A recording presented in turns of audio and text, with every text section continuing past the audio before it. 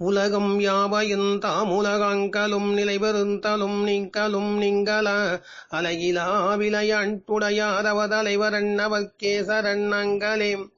ஐவகைப் பொருள் 4 கரணமும் குணங்கள் 3 செய்வினை 2 ஒன்றியாவதும் திகைப்ப நின்ற பொய்கிருள் அகல ஞானப் பொருண்கதி விரிந்த புத்தேள் கைவதராழிச் செங்கண் கண்ணனை கருத்துள் வைப்பாம். ஆன்மலாபம் கீதை காட்டும் பாதை என்ற தலைப்பிலே பகவத்கீதையின் ஸ்லோகங்களின் தமிழ் அர்த்தத்தை சிந்தனை செய்து கொண்டிருக்கின்றோம். சென்ற முறை 2வது அத்தியாயம் சாங்கிய யோகத்தில் 59வது ஸ்லோகம் வரையில் பார்த்தோம். அந்த கடைசி 59வது ஸ்லோகத்தில் பகவான் இந்திரியங்களை தடுப்பது புலனடக்கம் ஆகுமா என்பதை பற்றி நமக்கு உபதேசித்தார். அதில் அவர் சொல்கின்றார், இந்திரியங்களை தடுத்து வைப்பவனுக்கு விஷய அனுபவங்கள் இல்லை, ஆசை உண்டு என்று சொல்லுகின்றார். உண்மையான பிரச்சனை விஷயங்களுக்கு சொந்தமானதல்ல, ஆசைகளுக்கு சொந்தமானது. உண்மையான பிரச்சனை வெளியே பெரிய வீடு இருக்கிறதா என்பதல்ல, உள்ளே பெரிய வீட்டுக்காக ஏங்கும் ஆசை இருக்கிறதா என்பதுதான். அழகாக இருக்கிறேனா என்பது பிரச்சனை அல்ல, எனக்குள்ளே அழகு உடையவனாக வேண்டும் என்ற தீவிரமான ஆவல் இருக்கிறதா என்பதே பிரச்சனை. வெளியே மலர்கள் இருக்கிறதா என்பது பிரச்சனை அல்ல, எனக்குள்ளே மலர்களை எடுத்துக்கொள்ள வேண்டும் என்ற இம்சை இருக்கிறது என்பதுதான் பிரச்சனை. உண்மை பிரச்சனை மலர்கள் அல்ல. மலர்கள் கிடக்கட்டும், என் கையில் அவற்றை பறிக்கும் இம்சை இல்லை என்றால் நான் மலர்களை விட்டு சென்று விடுவேன். மலர்கள் ஒருபோதும் அழைப்பு விடுவதில்லை, வா என்னை பறித்துக்கொள் என்று. அவை அழைப்பு விடுவதில்லை, நானேதான் போகின்றேன். எது மதிப்புள்ளது, விஷயமா ஆசையா? விஷயம் மதிப்புள்ளது என்றால் தபச்சரியம் சரீரம் சம்பந்தமானதாகும். ஆசை அதிக மதிப்புள்ளது என்றால் தபச்சரியம் மனோ தத்துவமாகும். தபச்சரியம் உணர்வற்ற நிலையாகும். நான் முன்பே நம் சொன்னபடி கிருஷ்ணர் ஒரு சிறந்த மனோ விஞ்ஞானி என்று. அதனால் அவர் பௌதிக சாதகர்களை கேலி செய்து கிண்டலாக பேசுகின்றார். அவரது பொருள்கள் விட்டு போயின, ஆனால் ஆசைகள் விடவில்லை என்று கூறுகின்றார். தேகாபிமானி என்று கூறி அவர்களை சாடுகின்றார் இல்லையா? இப்போது அவர் தேகாபிமானி என்று கூறி தபஸ்வி என்றும் கூறுகின்றார். தேகத்தை போஷிப்பவர்களும், அதாவது தேகத்தை காப்பாற்றுபவர்களும் தபஸ்வியே என்கிறார். ஏனென்றால் தவங்கள் தபச்சரியங்கள் ஏகமாக செய்கிறார்கள், வீணாக செய்கிறார்கள், ஆனாலும் செய்கிறார்கள். ஏராளமாக தோல்வி காண்கின்றார்கள், ஆனாலும் முயற்சி அதிகமாக செய்கிறார்கள். சிரமம் எடுத்துக்கொள்வதில் குறையில்லை, ஆனால் தவறான திசையில் சிரமம் எடுத்துக்கொள்கிறார்கள். இச்சை உள்ளத்தில் இருந்து கொண்டே இருக்கின்றது, ஆனால் பித்து பிடித்த நிலையே உண்டாகிறது, விமோசனம் உண்டாவதில்லை.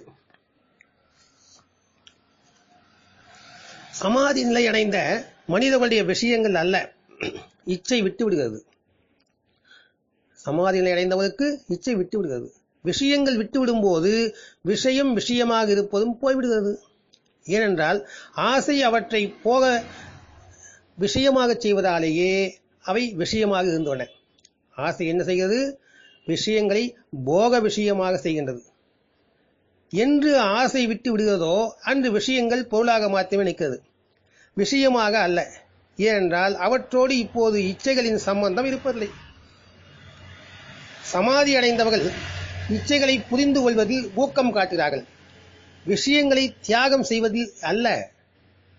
தியாகம் நேர்கின்றது, அது வேறு விஷயம். இச்சையை விட்டுவிட்டால் தியாகம் நேர்கின்றது. ஆனால் உண்மையான பிரச்சனை உள்ளார்ந்த ஆசைகளை அழிப்பதே. சமாதி நிலைக்கான மனிதன் இச்சைகளிலிருந்து முக்தி அடைகிறான் என்ற விதியையும் அவர்கள் கணக்கிடுகின்றார்கள். விஷயங்களை பற்றி அவர்களுக்கு சிறிதளவு கூட சிந்தனை இல்லை. இதை நன்றாக நினைவில் வைத்துக் கொள்ள வேண்டும். ஏனென்றால் இந்த விஷயமே கிருஷ்ணரை பற்றிய பெரிய கருத்து வேறுபாடு கிளப்பியுள்ளது. கிருஷ்ணனுடைய நந்தவன நாட்டியங்களை பற்றி நினைக்கும் போது தேகாபிமானி தபஸ்விகளுக்கு குழப்பம் அதிகமாகிறது. என்ன செயல் இது என்று அவர்களது வேதனைக்கு முடிவே இல்லை. அவர்களுக்கு சக்தி இருந்தால் இல்லையா புகார் செய்திருப்பார்கள். இது என்ன, கிருஷ்ணர் நாட்டியமாடுகின்றார், கிருஷ்ணரை புரிந்து கொள்வது அவர்களுக்கு மிகுந்த சிரமமாக இருக்கும் எந்த நபருக்காவது ஆசைகள் உள்ளே சுருங்கி இருந்தால் வெளி விஷயங்களோடு பாலமாக இணையாது என்பது அவர்கள் புத்தியில் ஏறுவதில்லை. அணையை அமைப்பவனே அழித்து விட்டான். அப்போது ஓட வேண்டியதும் இல்லை, விரும்ப வேண்டியதும் இல்லை. அதனாலேயே கிருஷ்ணனுடைய வாழ்வில் அற்புதமான சம்பவங்கள் நிகழ்கின்றன. எந்த பிருந்தாவனத்தில் ஆடி விளையாடினாரோ அதை விட்டு சென்ற பின் அதை திரும்பி கூட பார்க்கவில்லை. ஆசை நிறை சித்தமாக இருந்திருந்தால் விட்டு செல்வது மிக கடினம். ஆசை நிறைமனதில் நினைவுகள் வேதனையாக அரிக்கின்றன. ஆசை நிறைமனமாக இருந்தால் மீண்டும் மீண்டும் பிருந்தாவனம் மனதை சூழ்ந்து கொள்ளும், கனவுகளில் வரும். இல்லை, பிருந்தாவனம் என்ற ஒன்று இருந்ததாகவே இல்லை, போய்விட்டார். உலக படத்திலிருந்து பிருந்தாவனம் விலகிவிட்டது போல. அவருடன் பிருந்தாவனத்தில் ஆடிப்பாடி மகிழ்ந்தவர்களுடைய வேதனைக்கு முடிவே இல்லை. அவர்களுடைய நினைவில் ஆசை இருந்திருக்கும். அதனால் அவர்கள் பிருந்தாவனம், துவாரகை இவற்றிடையே பாலம் கட்ட முயற்சி செய்தார்கள், விரும்பினார்கள். ஆனால் கிருஷ்ணரை பொறுத்தவரை ஒரு விஷயமும் மிகுதியாக இல்லை. எல்லாம் முடிந்துவிட்டது. எங்கே இருந்தாரோ அங்கே முழுமையாக இருந்தார். இல்லாத போது இல்லவே இல்லை. பிருந்தாவனம் இப்போது இல்லை, அது தேசப்படத்திலிருந்தே விழுந்து விட்டது. ஆசை உள்ளே இல்லை என்றால்தான் இந்த நிலை சாத்தியம். ஆசை உள்ளே இருந்தால் இது ஒரு காலம் சாத்தியமில்லை. இதை மனதில் கவனித்து புரிந்து கொள்ள வேண்டும். அடுத்து 2வது அத்தியாயம் 60-61 ஸ்லோகங்கள். பகவான் சொல்கின்றார், குந்தியின் மைந்தா, மோட்சமடைய முயற்சிக்கும் விவேகமுள்ள புருஷனுடைய மனதையும் கலங்கச் செய்யும் இந்த செவி முதலான இந்திரியங்கள் பலவந்தமாக விஷயங்களுக்கு இழுத்துச் செல்கின்றன. ஆகையினாலே அந்த இந்திரியங்களையெல்லாம் அடக்கி உள்முகப்படுத்திய மனதை உடையவனாகியும் என்னையே அடைய வேண்டும் என்கின்ற நிச்சயத்துடன் என்னிடத்தை ஈடுபட்டவனாயும் இருக்க வேண்டும். எவனுக்கு இந்திரியங்கள் தன்வசத்தில் இருக்கின்றவோ அவனுடைய ஞானம் நிலையுடையதாகும். இது ஸ்லோகம். இந்திரியங்கள் விவேகியின் மனதை கூட வெளியே இழுத்துச் செல்கின்றன என்கின்றார் பகவான் கிருஷ்ணர். ஆத்மாவை தவிர ஏனைய அனைத்தும் ஜடப்பொருள்கள், அதாவது அனாத்மா, உயிரற்றது, தானாக இயங்கும் ஆற்றல் கிடையாது. இப்படி இருக்க ஜடப்பொருளான புலன்கள் எப்படி இழுத்துச் செல்லும்? நான் வேலைக்கு போன புதிதில் திருவண்ணாமலையில் 4 வருடங்கள் பணிபுரிந்தேன். அதன் பின்பு மாற்றலாகி வந்துவிட்டேன். வேலூருக்கு வந்து 5 வருடங்களுக்கு பின்பு வங்கியில், பேங்க்ல பணம் செலுத்த சலான் எழுத நேர்ந்தது. வங்கியின் பெயர் எழுத வேண்டிய இடத்தில் எனது கை யோசிக்காமலே திருவண்ணாமலை பாரத வங்கி என்று எழுதிவிட்டது. ஏன் இப்படி நேர்ந்தது? வேலூர் என்று எழுதுவதற்கு பதிலாக எவ்வாறு இப்படி எழுதினேன் என்று சிந்தித்தேன். திருவண்ணாமலையில் பணிபுரிந்த போது ஏகப்பட்ட சலான்கள் தினமும் எழுத வேண்டியிருந்தது. எழுதி பழக்கப்பட்ட கைப்பழக்கம் மாற்றலான பிறகு கூட சலான் எழுத வேண்டிய தேவை வரவில்லை. இருப்பினும் அந்த பழக்கம் 5 வருடங்களுக்கு பிறகு அந்த கைப்பழக்கம் தானாக வந்துவிட்டது. ஏன் இப்படி நேர்ந்தது? வேலூர் பேருந்து நிலையத்தில் நின்றிருந்த போது ஒரு சம்பவம். தினமும் ஒவ்வொரு பேருந்திலும் ஏறி இறங்கி ஆப்பிள் விற்பான் ஒருவன். ஊட்டி ஆப்பிள், சிம்லா ஆப்பிள் என்று விதம் விதமாக கூவி விற்பான். ஒரு நாள் விற்பனைக்கு வாங்கி வருவதற்கு ஆப்பிள் பழங்கள் கிடைக்கவில்லை. சரி, வயிறு இருக்கிறதே, ஆரஞ்சு பழங்களை மொத்தமாக விலைக்கு வாங்கி வந்து விற்கத் தொடங்கினான். ஆரஞ்சு பழங்களை வாங்கி வந்து விட்டான். தித்திப்பான ஆரஞ்சு, சாரமுள்ள ஆரஞ்சு என்று கூறிக்கொண்டே வந்தவன் சற்று நிறுத்தி மூச்சு வாங்கினான். அடுத்து அவன் வாயில் சட்டென்று அவனையும் அறியாமல் ஊட்டி ஆப்பிள், சிம்லா ஆப்பிள் என்று சொற்கள் வந்து கூறி விற்கலானான்.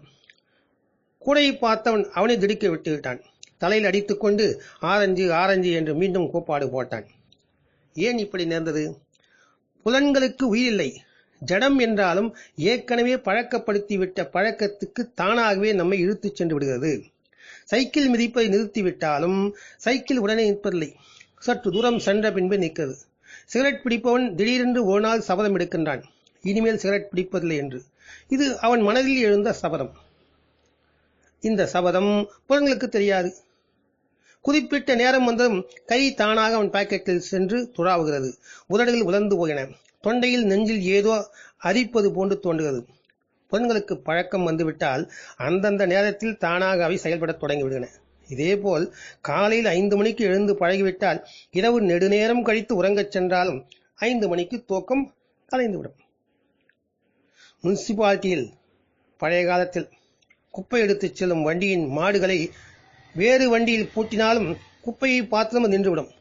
இதுபோலவே புலன்களும் ஜடமானது என்ற போதிலும் பழக்க தோஷத்தால் நம்மை வெளியே இழுத்துச் சென்றுவிடும்.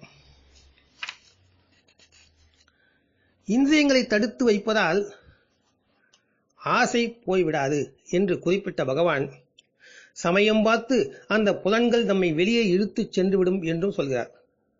வெளியே விஷய அனுபவங்களில் சென்று விட்டால் கோபம், ஆசை, காமம் போன்ற அனைத்தும் மனிதனை அலைக்கழித்துவிடும். ஆகவே புலன்களை உள்முகமாக திருப்ப வேண்டும் என்று சொல்கின்றார்.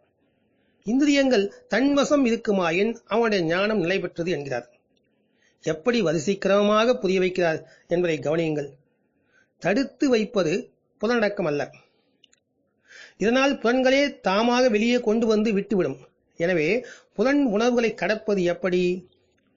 புலனடக்கம் என்ற பெயரில் அடக்கி வைத்து என்றோ ஒரு நாள் வெடித்து சிதறாமல் கடந்து செல்வது எப்படி? கோபம் வருகிறது என்றால் அதில் ஒரு ஆற்றல் இருக்கிறது, சக்தி. ஆற்றல் இல்லாமல் கோபம் எழாது. காமம் எழுகின்றது என்றால் அதிலும் சக்தி, ஆற்றல் தான் இருக்கிறது.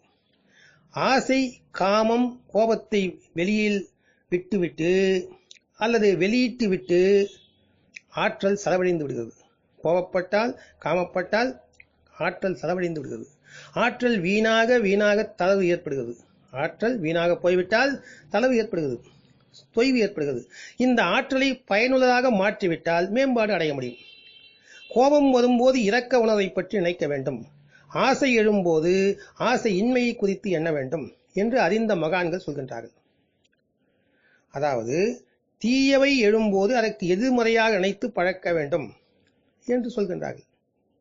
துக்கம் வந்தபோது இன்பத்தின் பக்கம் திருப்பி கற்க வேண்டும்.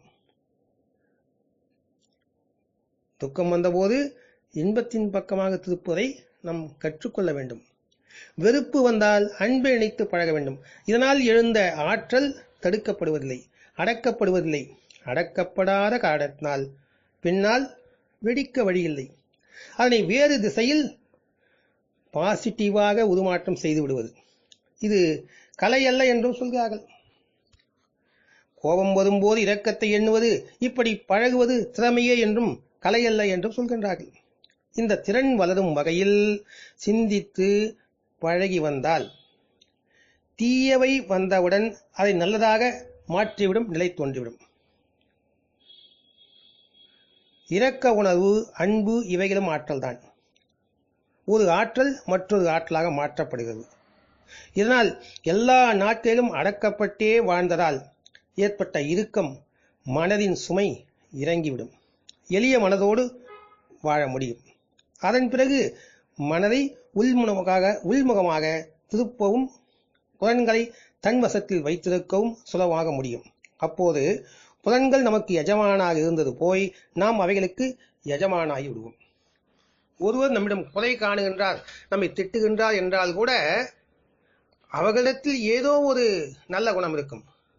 இத்தனை நாளாக நம்மை நன்றாக பேசினார், இன்று ஏதோ தெரியவில்லை என்று மாற்றிக்கூட நாம் எண்ணலாம். வேப்பங்காய் இருக்கிறது, அதனுடைய இயல்பு கசப்பது. அதனை எத்தனை முறை பாலிலே ஊற வைத்தாலும் வேறு வகையிலே ஏதாவது செய்தாலும் கூட அந்த கசப்பு போகாது. அதை மாற்ற முடியாது.